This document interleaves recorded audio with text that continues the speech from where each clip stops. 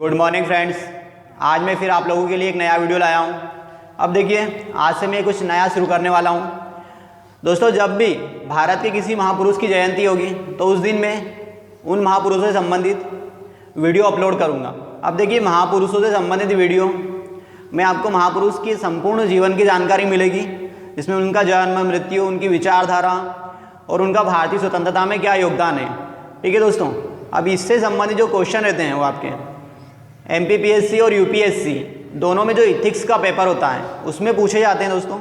अब देखिए, आज 14 अप्रैल है और 14 अप्रैल के दिन हम डॉक्टर भीमराव अंबेडकर की जयंती मनाते हैं दोस्तों।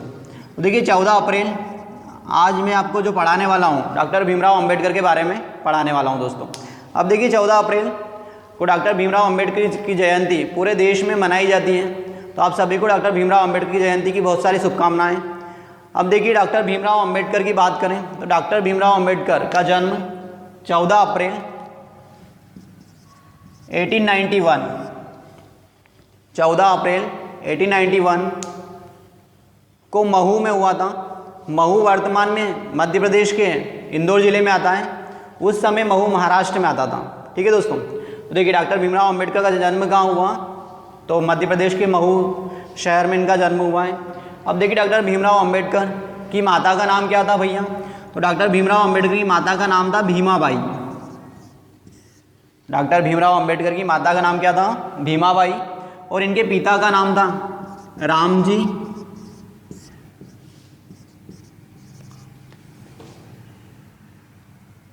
सतपाल। इनके पिता का नाम क्या था, रामजी सतपाल। अब देखिए, इनकी पत्नी का नाम था रमाबाई। ठीक है दोस्तों, अब देखिए, डॉक्टर भीमराव अंबेडकर के बारे में आगे बात करते हैं। तो डॉक्टर भीमराव अंबेडकर एक कानूनवेत्ता, संविधान विशेषज्ञ, दार्शनिक, अर्थशास्त्री, समाजशास्त्री, समाज सुधारक, दलितों के मसीहा, ये सारे एक साथ में थे। ठीक है, एक ही व्यक्ति के पास ये सारी उपलब्धियां थी। इतना सारा ज्ञान डॉक्टर भीमराव अंबेडकर के पास था।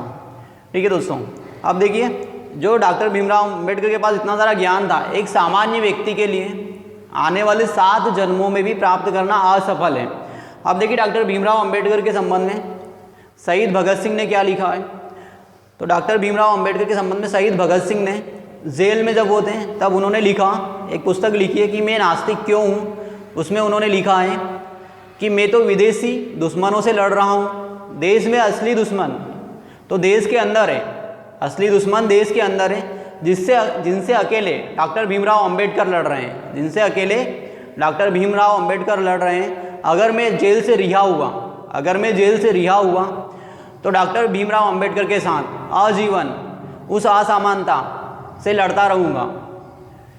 इस प्रकार का कोटेशन शहीद भगत सिंह ने डॉक्टर भीमराव अंबेडकर के बारे में दिया है। अब देखिए, डॉक्टर भीमराव अंबेडकर के संबंध में यूएसए के राष्ट्रपति बराक ओबामा ने क्या कहा है, तो बराक ओबामा ने कहा है कि डॉक्टर भीमराव अंबेडकर अगर यूएसए में पैदा होते हैं तो हम उन्हें सूर्य कहते हैं। अगर डॉक्टर भीमराव अंबेडकर यूएसए में पैदा होते दोस्तों तो हम उन्हें सूर्य कहते हैं। ये किसने कहा है, तो ये यूएसए के राष्ट्रपति, पूर्व राष्ट्रपति बराक ओबामा के विचार हैं। अब देखिए, आगे बात करते हैं। डॉक्टर भीमराव अंबेडकर का परिचय करवा दिया मैंने। अब इसके बाद डॉक्टर भीमराव अंबेडकर की शिक्षा की बात करते हैं। तो देखिए, डॉक्टर भीमराव अंबेडकर की शिक्षा किस प्रकार से हुई। डॉक्टर भीमराव अंबेडकर ने 1907 में डॉक्टर भीमराव अंबेडकर ने 1907 में हाई स्कूल पास किया था। हाई स्कूल कब उत्तीर्ण किया दोस्तों उन्होंने, तो 1907 में। 1912 में डॉक्टर भीमराव अंबेडकर ने BA किया। BA करने के बाद डॉक्टर भीमराव अंबेडकर बड़ौदा के महाराज के यहाँ पे नौकरी की, सैनिक सेवा दी उन्होंने वहाँ पर। फिर इसके बाद देखिए, 1915 में बड़ौदा के महाराज ने छात्रवृत्ति स्कॉलरशिप पे पढ़ने के लिए कोलंबिया विश्वविद्यालय में भेजा। USA से उन्होंने MA की डिग्री प्राप्त की दोस्तों। अब देखिए, USA में जब उन्होंने MA की डिग्री प्राप्त की, ठीक है, तो USA जो कोलंबिया विश्वविद्यालय है वहाँ पर उनकी प्रतिमा लगी है और उनकी प्रतिमा के ऊपर लिखा हुआ है symbol of knowledge. Symbol of knowledge लिखा हुआ है, ज्ञान के प्रतीक। अब देखिए डॉक्टर भीमराव अंबेडकर 1915 में एमए की डिग्री प्राप्त की। फिर इसके बाद डॉक्टर भीमराव अंबेडकर जब यूएसए में रहते हुए वहाँ पर हिंटल यंग नामक एक कमेटी थी जिसमें अपनी थीसिस सबमिट करने गए, तो वहाँ के सभी व्यक्तियों के पास उस समय डॉक्टर भीमराव अंबेडकर की कृतियाँ जो उन्होंने थीसिस लिखी थी वो पुस्तक उन्होंने संदर्भ के रूप में अपने पास रखी थी। सभी व्यक्तियों ने जो उनके थीसिस जहाँ पर डॉक्टर भीमराव अंबेडकर सबमिट करने गए थे दोस्तों। अब देखिए डॉक्टर भीमराव अंबेडकर में आगे बात करते हैं, ये रफ स्क्रीनशॉट ले लें आप चाहें तो। अब देखिए इसके बाद डॉक्टर भीमराव अंबेडकर का भारतीय इतिहास में क्या योगदान है। अब देखिए भारतीय इतिहास में डॉक्टर भीमराव अंबेडकर के योगदान की बात करते हैं तो भैया योगदान से संबंधित एमपीपीएससी और यूपीएससी इथिक्स के पेपर में हर बार क्वेश्चन आते हैं, मोस्ट इंपोर्टेंट टॉपिक है। तो डॉक्टर भीमराव अंबेडकर का भारतीय इतिहास में क्या योगदान है, ठीक है। अब देखिए डॉक्टर भीमराव अंबेडकर के योगदान की बात करें तो डॉक्टर भीमराव अंबेडकर का सबसे पहला योगदान एक संविधान निर्माता के रूप में है। देखिए दोस्तों डॉक्टर भीमराव अंबेडकर एक संविधान निर्माता के रूप में। अब देखिए डॉक्टर भीमराव अंबेडकर ने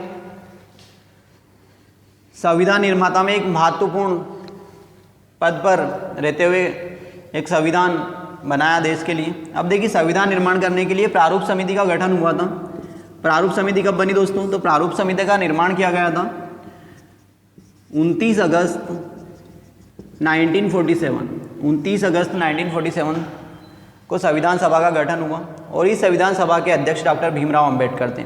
अब डॉक्टर भीमराव अंबेडकर ने संविधान का प्रारूप बनाया, ठीक है, इसमें भारतीय संविधान में क्या कंटेंट होना चाहिए और क्या नहीं होना चाहिए। तो डॉक्टर भीमराव अंबेडकर को भारतीय संविधान का पितामह या जनक कहा जाता है।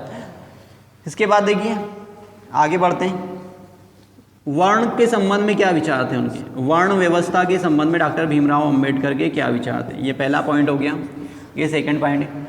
देखिए डॉक्टर भीमराव अंबेडकर ने वर्ण व्यवस्था के संबंध में अपने विचार व्यक्त किए। डॉक्टर भीमराव अंबेडकर ने जो मनु के द्वारा स्थापित की गई व्यवस्था थी, महात्मा मनु के द्वारा जो व्यवस्था स्थापित की गई थी भैया वर्ण व्यवस्था, वर्ण व्यवस्था में मनु ने भारतीय समाज को 4 भागों में बांटा था, ब्राह्मण, क्षत्रिय, वैश्य और शूद्र। तो डॉक्टर भीमराव अंबेडकर ने वर्ण व्यवस्था के संबंध में अपने विचार दिए कि भैया जो मनु थे उन्होंने वर्ण व्यवस्था को 4 वर्णों में बांटा नहीं, उन्होंने केवल लिखा है भारतीय समाज में इससे पहले ही वर्ण व्यवस्था विद्यमान थी। मनु ने भारतीय समाज को 4 वर्णों में नहीं बांटा है, मनु से पहले भी भारतीय समाज कितने वर्णों में बटा हुआ था, 4 वर्णों में बटा था। और ये व्यवस्था डॉक्टर भीमराव अंबेडकर ने कहा है कि भैया मनु ने तो भारतीय समाज को केवल पुस्तक में लिखा है, मनु ने कोई भारतीय समाज को बांटा नहीं है, उसके पहले से भारतीय समाज में वर्ण व्यवस्था विद्यमान थी। इसके बाद देखिए डॉक्टर भीमराव अंबेडकर ने भारतीय वर्ण व्यवस्था का घोर विरोध किया है। उनके अनुसार जो वर्ण व्यवस्था है वो समाज को विकास के मार्ग पर नहीं ले जा सकती, क्योंकि उस व्यवस्था में जो शूद्र थे, नारी थे, उन्हें पढ़ने का अधिकार नहीं दिया गया था, ठीक, और उन्हें पशुओं के समान व्यवहार किया जाता था या उसके समान समझा जाता था। इसलिए डॉक्टर भीमराव अंबेडकर ने वर्ण व्यवस्था का खंडन किया है। अब देखिए डॉक्टर भीमराव अंबेडकर के अनुसार जाति व्यवस्था के बारे में क्या विचार थे, डॉक्टर भीमराव अंबेडकर के भारतीय जाति व्यवस्था के संबंध में क्या विचार थे। तो देखिए दोस्तों डॉक्टर भीमराव अंबेडकर भारत में जाति व्यवस्था के भी घोर विरोधी हुए। डॉक्टर भीमराव अंबेडकर के अनुसार जाति व्यवस्था समाज में तोड़ने का काम करती है, जोड़ने का काम नहीं करती है।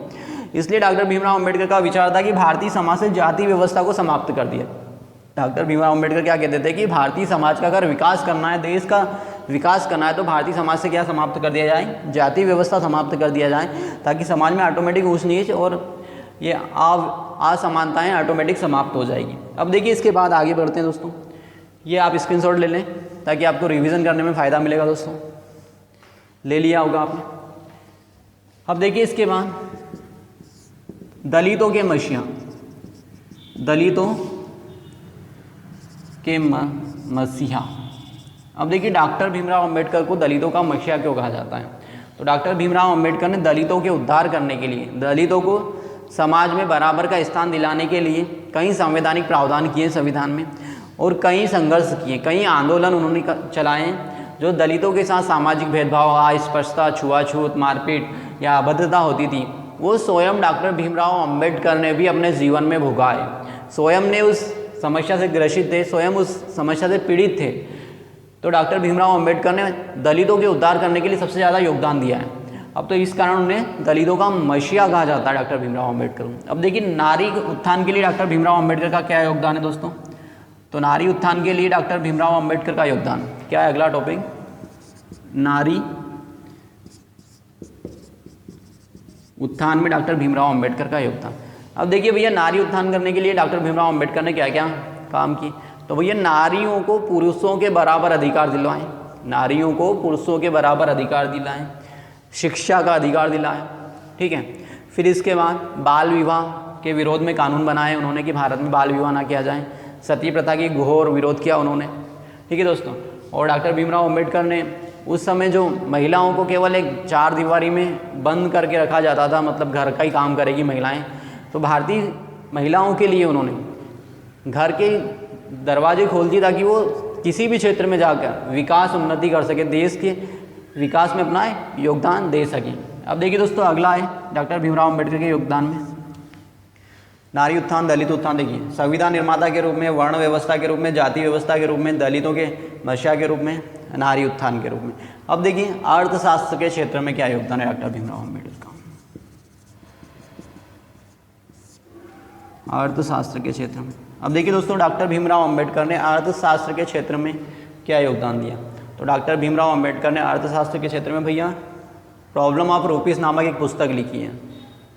देखिए डॉक्टर भीमराव अंबेडकर ने अर्थशास्त्र के रूप में प्रॉब्लम ऑफ रूपीस नामक एक पुस्तक लिखी है, जिसके ऊपर आरबीआई बना है। क्या बना दोस्तों, जिसके ऊपर वर्तमान में आरबीआई कौन सी पुस्तक के ऊपर काम कर रहा है, तो डॉक्टर भीमराव अंबेडकर की जो लिखी हुई पुस्तक है प्रॉब्लम ऑफ रूपीस, उसी के आधार पर हमारे देश में आरबीआई की स्थापना की गई। और डॉक्टर भीमराव अंबेडकर ने उस समय की भारतीय अर्थव्यवस्था के बारे में एक विस्तृत लेख लिखे हैं और उसमें बताया है कि भैया जो उस समय ब्रिटिश नीति थी, ब्रिटिश नीति भारत में केवल उस समय की जो ब्रिटिश नीति थी वो भारत में केवल एक शोषणकर्ताओं के भूमिका के रूप में थी। जो ब्रिटिश नीति थी, औद्योगिक नीति थी, वो केवल अंग्रेज उद्योगपति और अंग्रेजी शासनों का हित ही कर पा रही थी, ना कि भारतीय लोगों का हित कर पा रही थी दोस्तों। अब देखिए दोस्तों आगे बढ़ते हैं। डॉक्टर भीमराव अंबेडकर का अगला योगदान है हिंदू कोड बिल के संबंध में। हिंदू कोड बिल, अब देखिए दोस्तों हिंदू कोड बिल क्या था। तो भैया हिंदू कोड बिल 1948 में 1948 में भारतीय संविधान में हिंदू कोड संविधान सभा नहीं मतलब भारतीय संसद में हिंदू कोड बिल पेश किया गया था 1948 में। अब देखिए जब हिंदू कोड बिल के तहत क्या होता कि भैया महिलाएं और पुरुष अपनी इच्छा के अनुसार किसी भी जाति, धर्म, संप्रदाय के व्यक्ति से विवाह कर सकता था और महिलाओं को पुरुषों के बराबर संपत्ति में अधिकार मिल जाता, पैतृक संपत्ति में। जैसे जो पिता की संपत्ति होती है उसमें महिलाओं को भी पुरुषों के बराबर अधिकार मिलता है। ये हिंदू कोड बिल में व्यवस्था थी और महिलाओं को बराबर यहाँ पर सारे अधिकार पुरुषों के बराबर दिए गए थे। ये बिल हिंदू कोड बिल 1951 तक पास नहीं हो पाता है, जिसके कारण डॉक्टर भीमराव अंबेडकर भारतीय संसद की सदस्यता से त्यागपत्र दे देते हैं 1951 में, ठीक है। 1951 में जो ये हिंदू कोड बिल था असफल हो जाता है, पास नहीं हो पाता है और वो विधि मंत्री के रूप में के पद से इस्तीफा दे देते हैं दोस्तों। अब देखिए डॉक्टर भीमराव अंबेडकर के बाद आगे चलते हैं पूना पैक्ट या इसे सांप्रदायिक पंचाट के नाम से याद रखें।